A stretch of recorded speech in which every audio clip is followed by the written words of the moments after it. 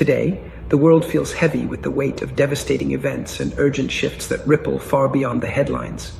We begin by acknowledging a heartbreaking tragedy in Gaza City, where an airstrike claimed the lives of 5 Al Jazeera journalists who were courageously reporting from the front lines.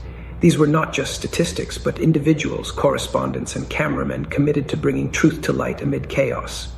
Their deaths have sent shockwaves through the international media community, raising profound concerns about the safety of journalists in conflict zones and the lengths some will go to silence the press. It's a stark reminder that the pursuit of information often comes at an unimaginable cost, and the struggle for press freedom remains perilously fragile in the midst of warfare. Turning to Colombia, a nation grappling once again with the scourge of political violence, the assassination of a presidential candidate at a public rally in Bogota has sent its own dark tremors across the political landscape. To witness such brutality in an arena meant to embody democratic discourse is deeply unsettling. It reflects unresolved tensions and the persistent dangers faced by those who dare to participate in the democratic process in regions where political instability still simmers beneath the surface. The shadow cast by this event is a call to urgently reflect on the protection of political actors and the healing needed to overcome cycles of violence. In a significant diplomatic development, several countries, including the United Kingdom, France, and Australia, have announced their recognition of Palestine.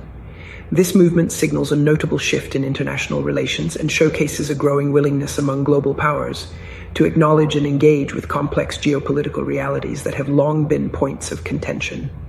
It's a moment that could reframe discussions around peace, sovereignty, and the future of the region, underlining how global diplomacy continues to adapt in response to shifting currents of history, justice, and negotiation.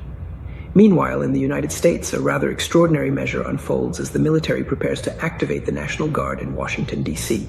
Under emergency powers invoked by President Trump, federal troops are being positioned to assist local police efforts in addressing public safety concerns in the Capitol. This move is unprecedented in recent memory and speaks volumes about the intensity of internal challenges America faces today. On one hand, it underscores the government's resolve to maintain order. On the other, it raises complex questions about civil-military relations, the balance of power, and the optics of militarizing public security in a democratic society. Across the Pacific, Japan is grappling with devastating natural disasters. Severe floods and landslides have caused widespread destruction and left numerous people missing. Such brutal reminders of nature's fury highlight the vulnerabilities even highly developed countries face when confronted with extreme weather.